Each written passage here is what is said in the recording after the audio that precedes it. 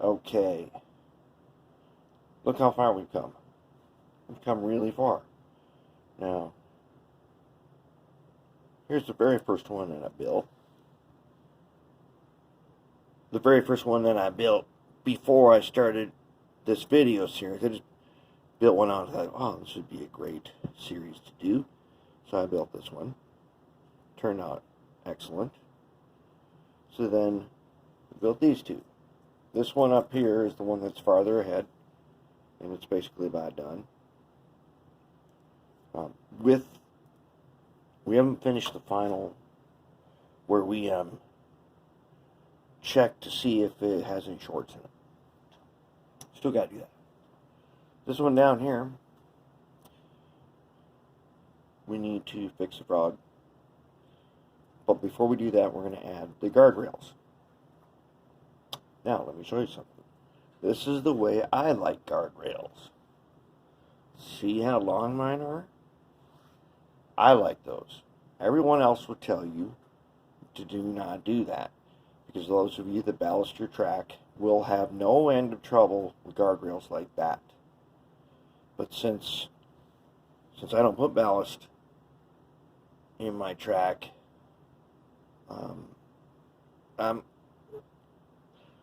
my track work is going to be more like you would have seen it in the 50s and 60s. Not so much ballast, more weeds, more cinders and stuff. Despite the fact that I don't model the 50s and 60s, but I like that track work. So I'm not going to have where there's a bunch of ballast that can get in here. If there's any ballast you can see, it will be between the ties and no higher, because you don't want to get stuff caught in there. What I found by using these super long guardrails is it increases the reliability many times over. That's why I like to do it. It also increases the strength of the turnout. We're bench laying a turnout. We're not building it in place. So we need to make it strong here so we can install it. A hand-laid turnout on a layout that's installed in place is a lot stronger. Not stronger than this, but it's a lot stronger when it is put in place. It does not require extreme measures to make it super reliable. These kinds of switches, that if they're held in place by track nails, I like to see more strength, more reliability. So that's what I'm going to do. I'm going to put those in there. I'm not saying you should do it. I'm just telling you that I'm doing it, and that's why I'm doing it. Because I like them very strong. And, okay, the other reason, we're going to get into this right now, but we're going to do it anyways. One of the reasons that I found that I need the extra strength. Let's take a look at this. Okay, this one has the gaps cut in it. That makes the frog isolated. It's unpowered, right? If it had gaps in it, then it'd have to be, the power would have to be controlled by a controller, a frog juicer, something like that. I do not use powered frogs for this reason. Here is a truck, a locomotive truck. It is about the smallest, well, the distance between the axles on this, it's roughly the smallest of anything that I would run. My frog is gapped so that it fits between these wheels. If the wheel's on over here, I'm getting power from over here, the other wheel is in position so that at no time are both wheels inside this and there's a loss of power. Okay, there's no loss of power with my frogs set that small. That's why I like that extra strength, because I have to cut through all these rails. There's 4 rails across here. So I need extra strength so that I can make my frogs really short. If you look at the regular fast tracks on the jig, they cut them back quite a bit farther, and you can end up with a very long gap that, or a very long unpowered section that you could have a locomotive run across where a truck loses power. So that's where we're headed. So let's go ahead and knock this out quick. I got a piece of rail, I got another piece of rail. Just going to go ahead and trim the ends. Make sure they're good.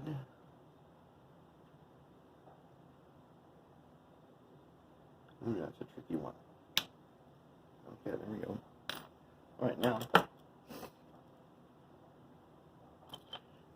we trimmed. Now we need to flap, right?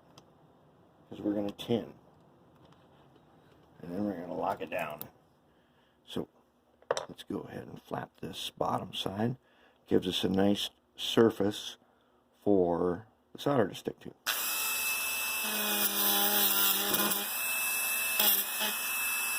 Oh, you probably can't see that.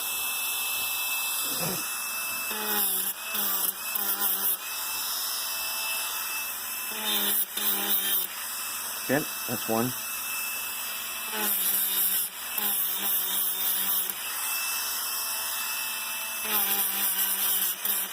That's two. Let's put our end bends in them. And for that, if you can't afford some of the Fast Trax tools yet, try to get you one of these. It's just a big lineman's pliers. Harbor Freight. Dirt cheap. Just so happens this one's big enough where the rail fits perfect inside the first jaw.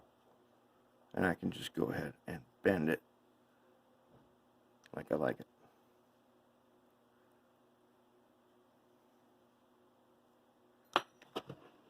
Oh, there it goes.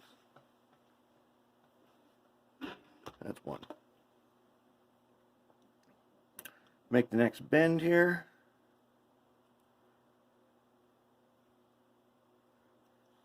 That's two. Okay, now what do we got to do? We got to tin it.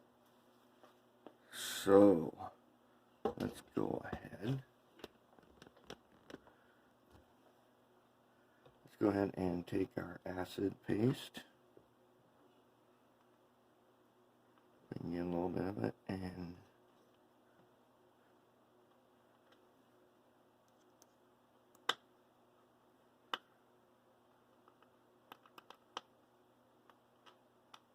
see if we can get it on there.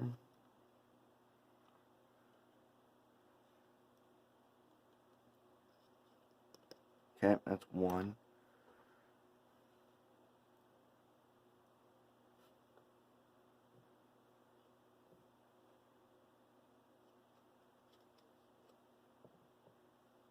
One of the reasons why we will flap this also is sometimes there are birds in the recycled rail from where they have been,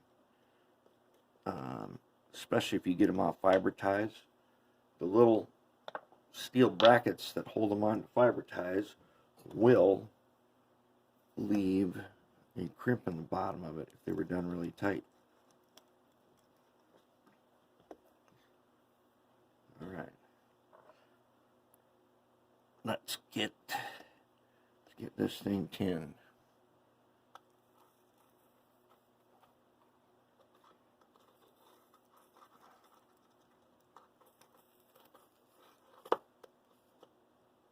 That's one.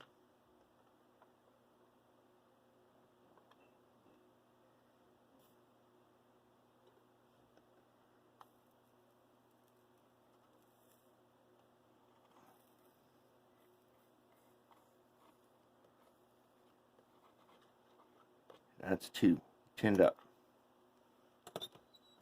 Alright, let's see what we can do about some of that heat. Let's take this guy. Let's bring him over here. Alright. I asked, we're going to line these up next to each other for a moment. We forgot to do something, didn't we? Can't put the guardrails on because we still got to put in 1, 2. We got to put 2. Yeah, we got to put 2 more ties in. We forgot about that. We totally forgot because, okay, I put 2 ties next to each other wherever I cut a gap. Makes them extra strong.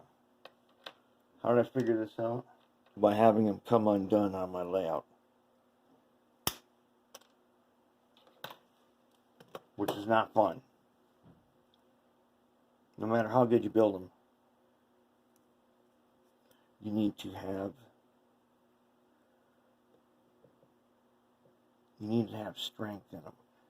Okay, so if we're going to go here, that means that gap's going to be like right there. It's not ideal. That is for sure. I don't want to put the gap right on the point. So what we're going to do is we're going to put two ties here. Let's take a look with our truck here. We go gap here.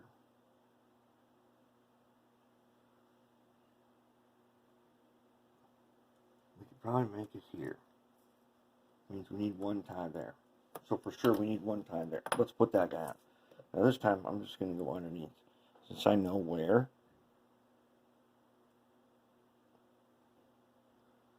I know where I'm going to solder. So I'm going to go ahead and do that one. Just like that. Then this weird looking fixture right here.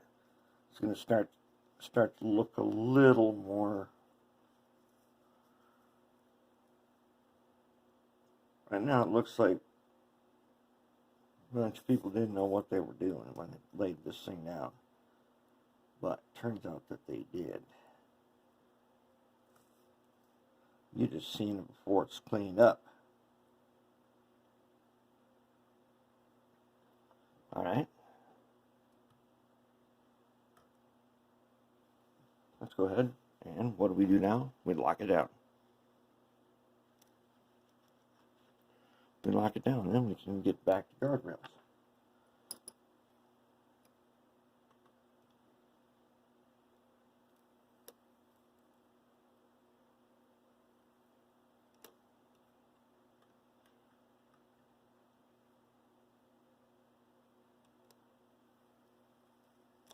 That's a good one.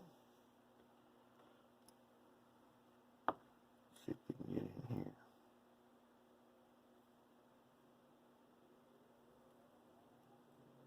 Yep.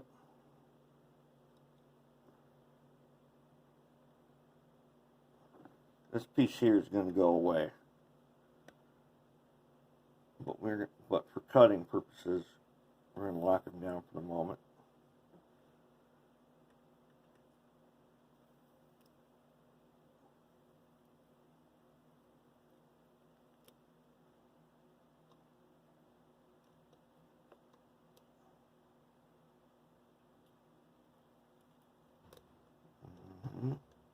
Very nice.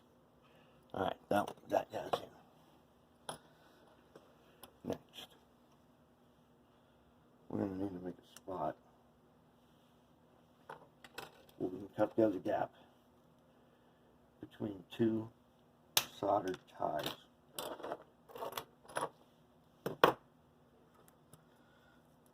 Now, there are plenty of people who do this and say, oh, you don't need to do that, you're wasting a bunch of materials.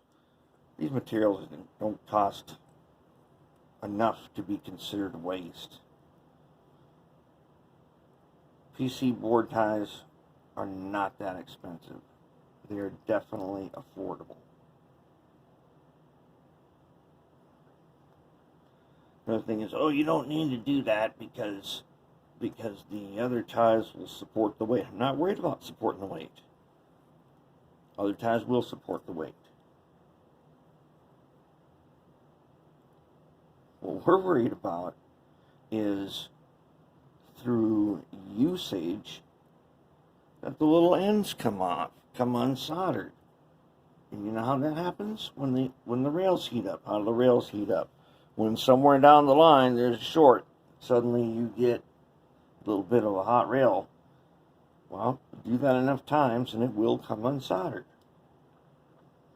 The more of these we have on here, they distribute heat all over it. That's another nice thing about the big guardrail.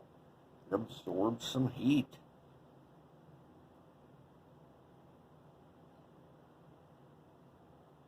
If you got spots, I have spots with old turnouts. I did that wrong, didn't I? Because what did I say? We needed a 210. Old turnouts. And because of the way I treat, you know how I clean my track, right? By coating with Oxguard. Well, the wheels on trains, since there's a whole lot of them over a long distance, as they go rolling around the track, they also act as literally like a steamroller. And they start rolling out the antioxidant coating on the track. Eventually it reaches a switch point. That switch point becomes totally conductive. And then you get a little lightning strike. That does not happen when I do it this way. Now I know about that lightning strike. Little by little I'm building these, and then I will have all those other switches will be eliminated. Except for the ones that I pulled out and rebuilt, just like we're doing right now. They get to stay. Because they don't do lightning strikes anymore. The ones we built here are going into a yard that consists of 4 total switches. So I still got to build 1 more. But as you can see, we got about 2 hours of video here doing this. And that's me doing it one time off camera, then coming back on and doing it again so that you can see and so that I know exactly what I'm doing at the time.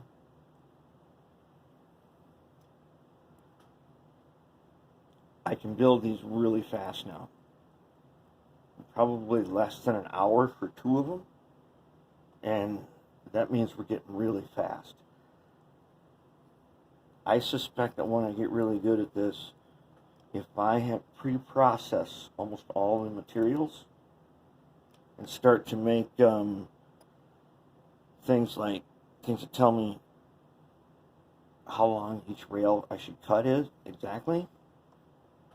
I'll make myself a little set of marks somewhere on the workbench. I think I could get it down to 4 of them in an hour, is what I think. Realistically, I can get there. Then the trick is to do it on a regular enough basis that you keep maintaining that skill.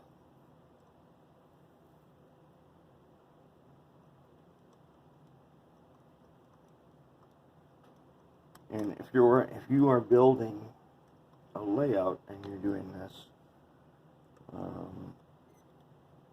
make it part of your weekly schedule.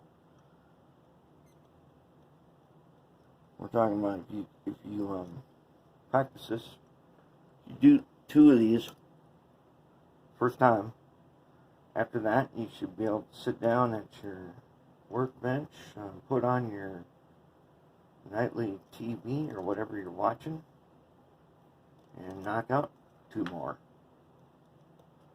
And that will add up to be a lot.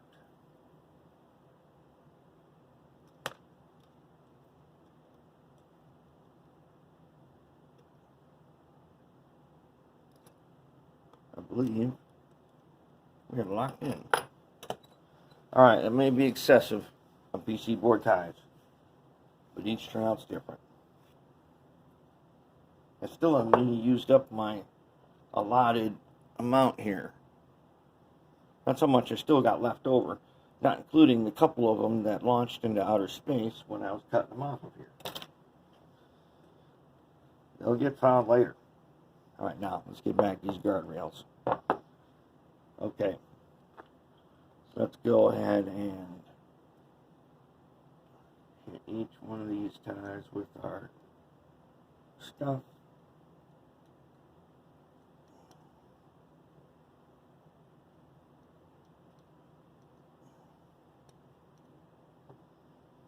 So take notice of how shiny these two switches are. Yeah, I cleaned them. And they turned out excellent. Cleaned all of the acid off of them.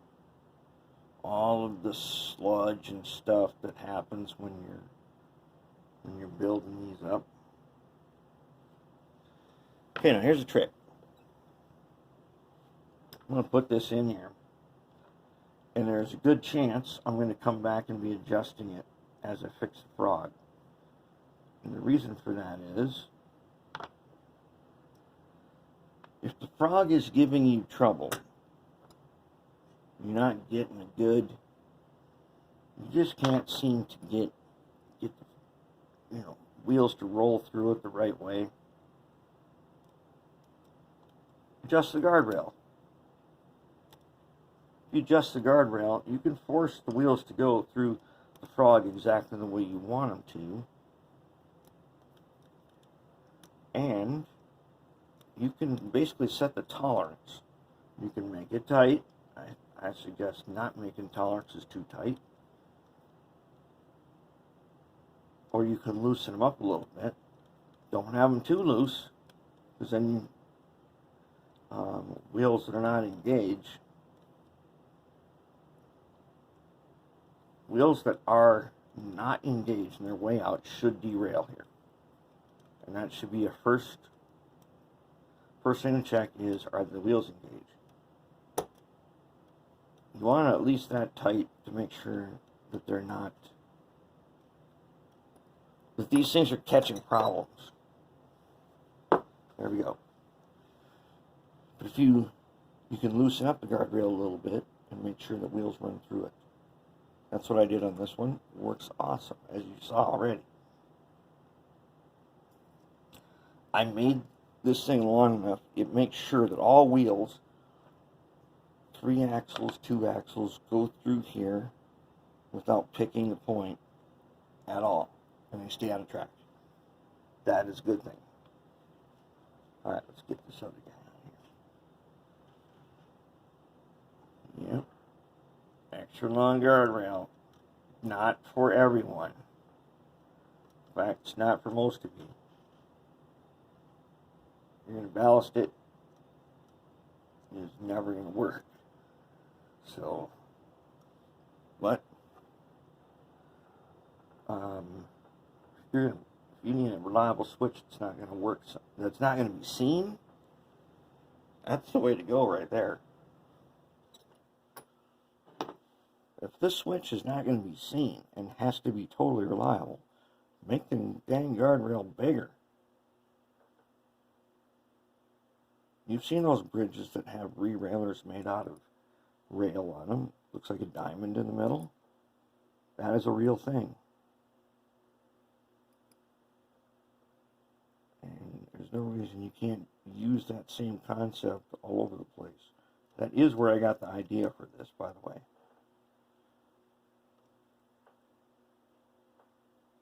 I always thought they were just kind of cool. They were made cool because they look cool. But no, they were meant to be rerailers just in case. I don't know how effective they were for real. Probably good enough that there's a lot of them. But definitely on a model railroad, it would be extremely effective. As I have found with these long guardrails. They're extremely effective. Done. There we are. We are ready to gap this thing. And then we're going to give it a cleaning.